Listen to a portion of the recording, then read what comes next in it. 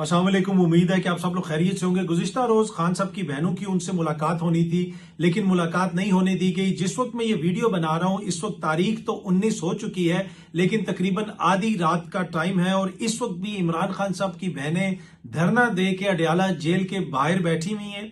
वो ये कह रही हैं कि खान साहब से हमारी मुलाकात करवाई जाए। बाय द टाइम आप लोग ये वीडियो देखेंगे हो सकता है कि सूरत हाल तब्दील हो जाए। वहां पे क्या कुछ हो रहा है इस वक्त, क्या सूरत हाल है, वो भी आपसे शेयर करूंगा।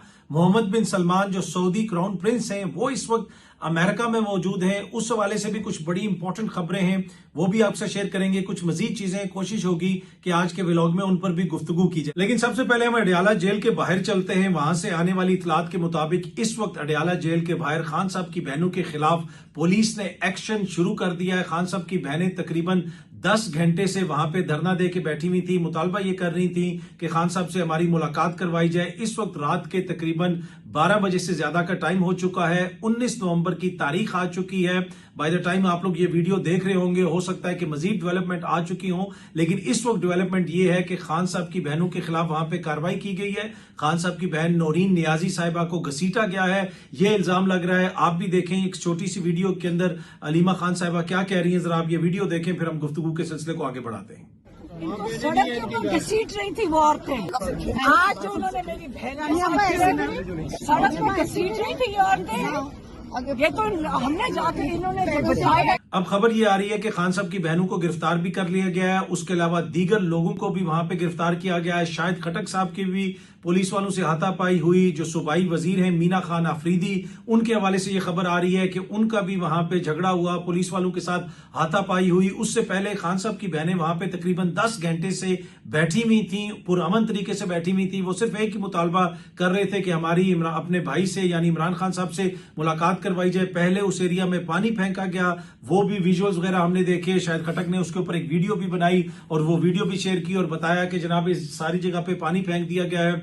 ख्वातीन के कपड़े भी गीले हो गए जो जमीन पे बैठी हुई थी, सर्दी का मौसम है। लेकिन उसके बाद 12 बजे के बाद लाइटें बंद करके वहां पे ये कार्रवाई की गई, जिस कार्रवाई के हवाले से मैं आपको बता रहा हूं कि नौरीन नियाजी साहिबा के हवाले से बताया गया, जो इमरान खान साहब की बहन है, कि उनको कुछ लोगों ने सड़क के ऊपर घसीटा। ये बड़े बदकिस्मत विजुअल्स हैं जो कल रात से सोशल मीडिया के ऊपर वायरल हुए हुए हैं। टू बी ऑनेस्ट मेरा नहीं ख्याल कि इससे पाकिस्तान की सियासत के अंदर या पाकिस्तान का जो सियासी माहौल है उसमें कोई बेहतरी आएगी। इसके बाद हमने देखा कि बहुत सारे जो पाकिस्तान तहरीक इंसाफ के रहनुमा हैं उन्होंने ट्वीट्स वगैरह भी की, सोशल मीडिया के ऊपर भी काफी ज्यादा इस हवाले से बातचीत हो रही थी, बहस हो रही थी।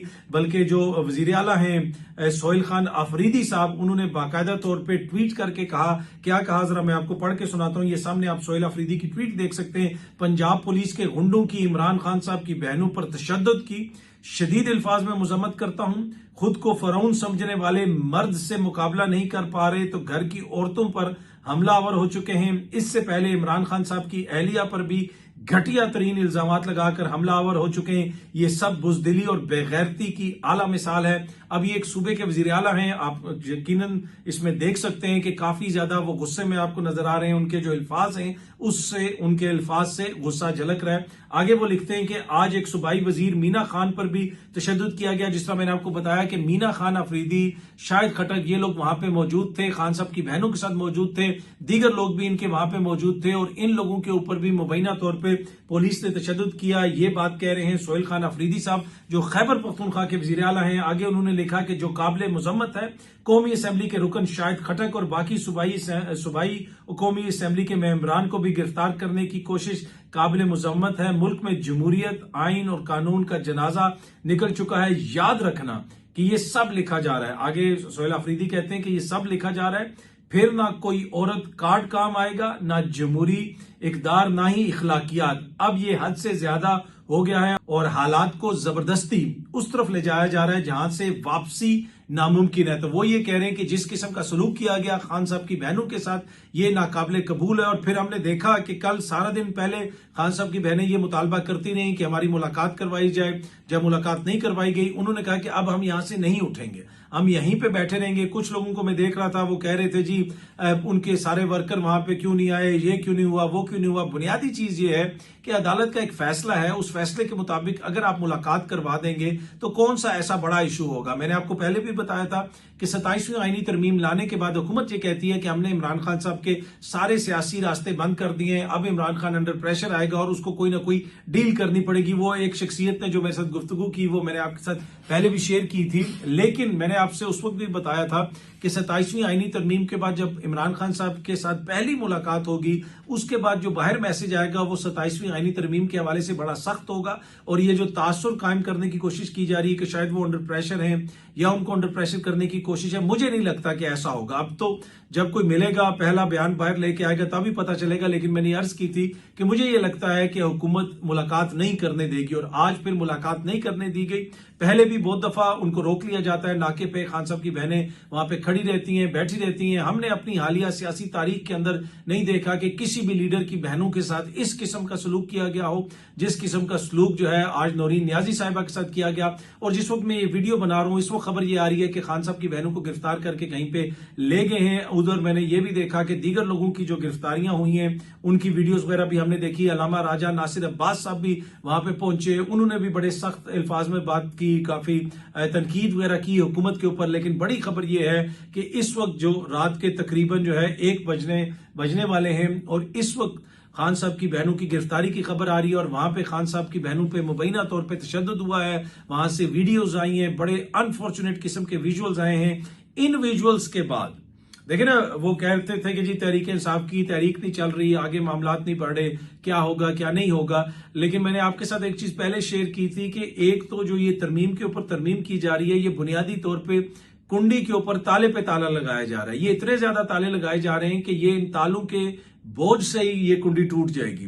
और इसी तरीके से जो आज किया गया, जो गुज़िश्ता रात को किया गया खान साहब की बहनों के साथ, मेरे ख्याल में ये एक कैटलिस्ट के तौर पे इस्तेमाल हो सकता है, कैटलिस्ट का किरदार अदा कर सकता है एक तहरीक को जन्म देने में। अब खैबर पख्तूनख्वा के अंदर भी ये विजुअल्स जाएंगे, वहां पे उनकी हुकूमत है कि जी देखें इमरान खान की बहनों को सड़कों पे घसीट रहे हैं।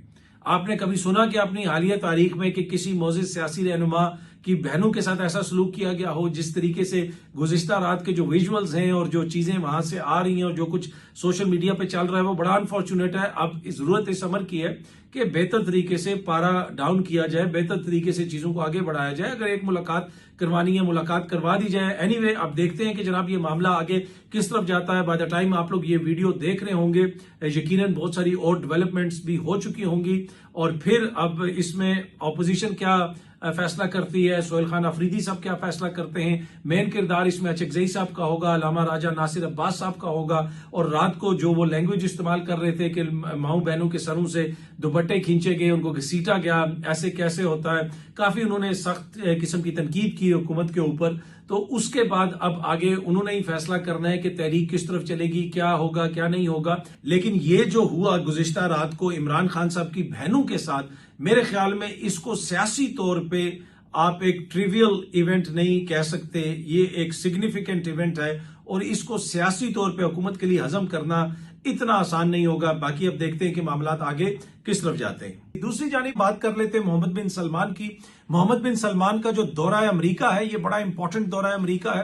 गुज़िश्ता रात सदर ट्रंप से गुफ्तगू करते हुए उन्होंने कहा कि सऊदी अरब अमरीका के अंदर 1 ट्रिलियन यानी 1000 अरब डॉलर से ज्यादा की इन्वेस्टमेंट करेगा। जी हाँ जी, ये वो हमारा दोस्त मुल्क है जिसके हवाले से हम कभी कहते हैं कि जी 2 अरब डॉलर की इन्वेस्टमेंट आ रही है या 4 अरब डॉलर की इन्वेस्टमेंट आ रही है। मसला ये है कि जब आगे कुछ हो इन्वेस्ट करने के लिए, जिस इकोनॉमी से आप प्रॉफिट कमा सकते हैं, उधर ही आप इन्वेस्ट करते हैं। तो सऊदी अरब जो है वो अमेरिका में 1000 अरब डॉलर से ज्यादा की रकम इन्वेस्ट करेगा। ये कल मोहम्मद बिन सलमान ने कहा। बड़ा भरपूर किस्म का उनको वहां पे प्रोटोकॉल दिया गया। F-35 जेट तैयारों ने उनका इस्तकबाल किया। सदर ट्रंप ने मीडिया के साथ या मीडिया के सामने बैठ के उनसे गुफ्तगू की, वहां पे मुख्तलिफ चीजों के हवाले से वो बातचीत करते रहे। सदर ट्रंप बड़े खुश नजर आ रहे थे और मोहम्मद बिन सलमान भी बड़े कॉन्फिडेंट थे। और बरतानवी मीडिया, अमेरिकन मीडिया ये भी रिपोर्ट करता रहा कि एक वाकया पेश आया था, वॉशिंगटन पोस्ट के एक सहाफी का कत्ल हो गया था तुर्की में। उसके बाद ये पहला विजिट है मोहम्मद बिन सलमान साहब का, तो बड़ी इसको अहमियत दी जा रही थी। और अहमियत इसकी बुनियादी तौर पे यही है कि वो अमेरिका में बहुत ज्यादा इन्वेस्टमेंट कर रहे हैं। अच्छा, अब वहां पे किन चीजों के हवाले से गुफ्तगू होगी? अब इस हवाले से रिपोर्ट ये हो रहा है कि वहां पे डिफेंस डील्स के हवाले से बातचीत होगी, एआई इन्वेस्टमेंट्स यानी आर्टिफिशियल इंटेलिजेंस में इन्वेस्टमेंट के हवाले से बातचीत होगी। उसके अलावा जो इसराइल से ताल्लुकात की बेहतरी के हवाले से भी गुफ्तगू की जाएगी। आपको पता है कि गुज़िश्ता रोज अक़वाम मुत्तहिदा से एक करारदाद भी पास की गई और अमेरिका ये चाहता है कि गजा के अंदर एक इंटरनेशनल फोर्स जाए, उसमें मुसलमान ममालिक का भी किरदार हो। और ट्रंप की ये ख्वाहिश है कि इसराइल को खित्ते के ममालिक तस्लीम करें, सऊदी अरब से भी उसके ताल्लुकात नॉर्मल हो, नॉर्मलाइजेशन की तरफ चीजें जाएं। तो ये सारी चीजें भी वहां पे डिस्कस होंगी सऊदी क्राउन प्रिंस के साथ। अच्छा, जो मगरबी मीडिया लिख रहा है इस हवाले से, मैंने बीबीसी को भी पढ़ा, CNN को भी पढ़ा, वो ये कह रहे हैं कि जिस किस्म की वहां पे उनको वेलकम दी जा रही है, वो बताता है कि वो शो करता है कि कितनी ज्यादा इंपॉर्टेंस देते हैं सदर ट्रंप मोहम्मद बिन सलमान को या सऊदी अरब को। और उसकी एक जो बुनियादी वजह यह है कि सऊदी अरब इन्वेस्ट कर रहा है। ट्रंप जिधर भी जाता है वो लोगों से पैसे मांगते हैं। अब सऊदी अरब इनसे बहुत सारा असला भी खरीद रहा है, सऊदी अरब वहां पे इन्वेस्टमेंट भी कर रहा है। और पहले ये जो इन्वेस्टमेंट होनी थी ये तकरीबन 600 अरब, जी हाँ जी, 600 अरब डॉलर की होनी थी। लेकिन गुज़िश्ता रोज लाइव मीडिया के सामने बैठे हुए मोहम्मद बिन सलमान ने कहा कि जनाब अब हम इसको बढ़ा रहे हैं और 1000 अरब से ज्यादा लेके जा रहे हैं, यानी $1 ट्रिलियन की इन्वेस्टमेंट होगी। और सदर ट्रंप ने उनको रोक के कहा, अच्छा आप इसको और कर रहे हैं? तो उन्होंने कहा जी बिल्कुल हम इसको और कर रहे हैं। और बड़ी इंपॉर्टेंट यहाँ पे जो टेक्नोलॉजी में तरक्की हो रही है, डिफरेंट चीजें आ रही हैं, हमारी कोशिश है कि हम इसके अंदर इन्वेस्ट करें और आने वाले दिहाइयों में इस चीज से दुनिया को भी फायदा होगा और अमेरिका को भी फायदा होगा। तो ये जो ताल्लुकात हैं मौशी एतबार से तो दोनों के बड़े बेहतरीन ताल्लुकात हैं, दोनों चीजों को आगे लेके भी बढ़ रहे हैं। लेकिन एक जो इंपॉर्टेंट चीज वहां पे डिस्कस होगी, जो मगरबी मीडिया बता रहा है, वो इसराइल को मानना या इसराइल को तस्लीम करना, उसमें सऊदी अरब का किरदार चाहता है अमेरिका। सदर ट्रंप की यह ख्वाहिश है कि मोहम्मद बिन सलमान एक ऐसी फिगर हैं जिनको दुनिया भर में इज्जत की निगाह से देखा जाता है, मुसलमान ममालिक उनको कदर की निगाह से देखते हैं, तो वो अपना किरदार अदा कर सकते हैं। बहुत सारे मुसलमान ममालिक को वो एक तरह से कायल कर सकते हैं कि आप तस्लीम करें इसराइल को। अच्छा, सदर ट्रंप साहब ने मीडिया के सामने मोहम्मद बिन सलमान को बैठा के ये भी कहा कि जी वो जो बड़े खूबसूरत मेरे B-52 बॉम्बर खड़े हैं, उन्होंने जाके ईरान का जौहरी प्रोग्राम तबाह किया, उसके जो प्लांट्स हैं उनको तबाह किया। ये सदर ट्रंप ने लाइव टीवी पर बताया कि मेरे जो एयरफोर्स के पायलट्स हैं उन्होंने मुझे बताया कि 22 बरसों से अमेरिकन एयरफोर्स ये प्रैक्टिस कर रही है कि कैसे हमने ईरान का जौहरी प्रोग्राम तबाह करना है, कैसे वहां पे जाके टारगेट्स को निशाना बनाना है। लेकिन किसी सदर ने उनको इजाजत नहीं दी और अब मैंने उनको इजाजत दी और उन्होंने जाके ईरान का जौहरी प्रोग्राम तबाह कर दिया। तो एक तरह से आपको पता है खित्ते में ईरान और सऊदी अरब के दरमियान जो तनाव है, उस हवाले से भी वो एहसान जतला रहे थे सऊदी अरब के ऊपर कि देखें जी हमने ईरान का जौहरी प्रोग्राम तबाह कर दिया। लेकिन मोहम्मद बिन सलमान ने उसके ऊपर ज्यादा बात नहीं की। लेकिन इससे आप अंदाजा लगा सकते हैं कि ईरान का जो जौहरी प्रोग्राम है उसको तबाह करने की तैयारी 22 साल से चल रही थी। जी हाँ जी, कैसे ये लोग प्लानिंग करते हैं और कैसे ये चीजों को आगे लेके चलते हैं। उसके अलावा एक सऊदी टीम के आजकल कैप्टन है रोनाल्डो साहब, जो जिनका ताल्लुक पुर्तगाल से है, क्रिस्टियानो रोनाल्डो साहब, वो भी व्हाइट हाउस जा रहे हैं क्योंकि वो सऊदी अरब की आजकल एक टीम, क्लब की एक टीम है, उसके लिए खेल रहे हैं। तो खबरें ऐसी हैं कि उनको भी सऊदी हुकूमत साथ लेके जा रही है और हो सकता है कि वो भी व्हाइट हाउस के अंदर हो। दूसरी जानिब बहस पाकिस्तान में हर किस्म की चलती रहती है और आजकल मैं देख रहा हूं कि हसन अयूब साहब और जावेद हाशमी साहब के दरमियान 2013 के इंतखाबात के हवाले से काफी मामला चल रहे हैं और हसन अयूब साहब काफी ज्यादा तनकीद कर रहे हैं जावेद हाशमी साहब के ऊपर। और वो ये भी कह रहे हैं कि उनका जो इलेक्शन खर्चा था वो मैंने बड़ा खर्चा किया। उस जमाने में हसन अयूब साहब जो है, जो सीनियर सहाफी हैं, ARY पे प्रोग्राम भी करते हैं, वो PTI के अंदर उन्होंने शमूलियत इख्तियार की थी। वो PTI की तरफ से इलेक्शन भी लड़ना चाहते थे, उन्होंने टिकट भी मांगा था लेकिन उनको टिकट नहीं मिला। जावेद हाशमी साहब ने कहा कि ये रिपोर्टर थे, असेंबली में थे, मैंने इनको PTI में शामिल करवाया। वो ये कहते हैं कि जी हम लोगों ने जावेद हाशमी साहब की बड़ी मदद की, उनकी इलेक्शन कैंपेन चलाई और मिलियंस खर्च किए और जावेद हाशमी साहब ने भी एक ट्वीट किया हुआ था, मैं थोड़ा सा आपको पढ़ के सुना देता हूं ताकि आपको पता चले कि कितनी बहस हो रही है दोनों मोजिज शख्सियात के दरमियान। तो जावेद हाशमी साहब ने कहा कि हसन अय्यूब तुम मेरे वर्कर थे और इसलिए तहरीक इंसाफ के भी जो जलसा कराया था उसमें अपनी तस्वीर दिखा दो। एक थड़े पर तहरीक इंसाफ के वर्कर के तौर पर तुमने वो जलसा कराया था, तुम वहां नहीं आए। मिलियंस खर्च करने का कहने पर तुम्हें खुदा खौफी करो कि तुम जो कह रहे हो कि तुमने लाखों रुपया खर्च कर दिया, वो किधर खर्च किया। एनीवे, अब जावेद हाशमी साहब जो है उनसे बहस करना क्या मुनासिब है, वो इतने सीनियर सियासी लीडर हैं और बुजुर्ग भी हैं। उनके ट्वीट के जवाब में हसन अय्यूब साहब ने भी ट्वीट किया हुआ है कि हाशमी तुम मुझे वर्कर कहकर खुद को बड़ा साबित करने की कोशिश कर रहे हो। आज की तारीख में तुम मेरी जूती के बराबर भी नहीं हो। आज की तारीख में, आज पता नहीं वो बहुत बड़े लीडर हैं, बन गए हैं, ये क्या है, पर एनीवे उन्होंने ये कहा कि मेरी जूती के भी बराबर नहीं हो। ये अब हसन अय्यूब साहब जावेद हाशमी साहब को कह रहे हैं, मैंने तुम्हें पहचानने में बड़ी गलती की है और अल्लाह का शुक्र है देर से ही सही तुमको पहचान गया हूं। तुम एक एहसान फरामोश शख्स हो जो कभी किसी की अच्छाई और की जाने वाली नेकी को पब्लिक डोमेन में तस्लीम करने तक की इखलाकी जुर्रत नहीं रखता। मेरी डॉक्टर शहजाद वसीम साहब से भी बात हुई है, वो भी तुम्हारी हालिया ट्वीट्स पर अफसोस का इजहार कर रहे हैं। तो मेरा नहीं ख्याल कि चीजें इस नहज पे आनी चाहिए। आपने उनको पहचानने में गलती की तो गलती तो ये भी आप फिर ये मान लें कि आप पीटीआई का टिकट लेना चाहते थे, क्या वो भी आपकी गलती थी। तो जो भी इस तरह के इख्तलाफ हो वो मेरे ख्याल में इस नहज पे चीजें नहीं आनी चाहिए। जिस तरह मैंने पहले भी अर्ज किया कि बहुत सारे लोग इस तरह की चीजें लिखते हैं जो आपको पसंद नहीं आती। हम सहाफी बहुत सारी ऐसी बातें करते हैं जो हो सकता है इस इदारे को पसंद आए, उस सियासतदान को पसंद आए, उस मौजूद शख्सियत को पसंद आए, तो वो भी तो हमें बर्दाश्त करते हैं। तो अगर हमारे हवाले से कोई बात कर लेता है तो हमें भी बर्दाश्त करना चाहिए। मैंने उस दिन भी आपको मिसाल दी थी कि मेरी हालिया एक दो जो ट्वीट्स हैं उनके ऊपर मुझे लोगों ने भेजी, स्क्रीनशॉट्स भेजी, बड़े सीनियर लोगों की, और उन्होंने मेरे हवाले से बड़ी नामुनासिब सी बात की थी। पर खैर कर दी, कौन सी ऐसी बात है, कौन सी क़यामत आ गई, मुझे क्या फर्क पड़ता है। मैं जो आपके साथ बात कर रहा हूं, अगर कोई मेरे खिलाफ ट्वीट कर देगा या मुझे बुरा भला कह देगा तो क्या वो आप लोग मान जाएंगे। देखें, सबसे बड़ा जो मुनसिफ होता है ना,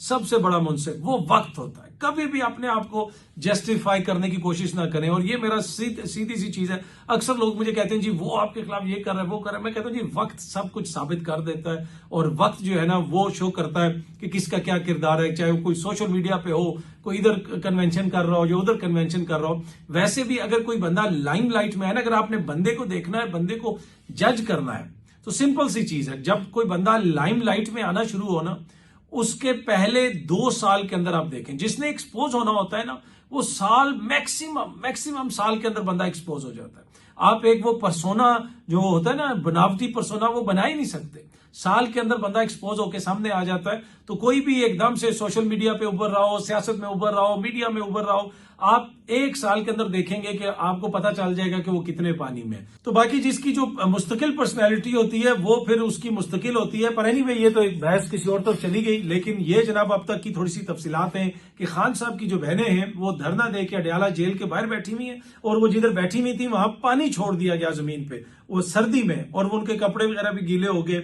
और उस हवाले से जुनैद अकबर साहब ने भी गिला शिकवा किया, और हमने देखा कि जो है शायद जो खटक है वो खुद भी गीले हुए, उन्होंने भी बैठ के वहां पे जो है वो वीडियो वगैरह भी बनाई, और वो सारी चीजें वगैरह वो रात भर जो है वो सोशल मीडिया के ऊपर और ट्विटर के ऊपर शेयर भी करते रहे। बहुत जल्दी आप सब दोस्तों से दोबारा मुलाकात होगी।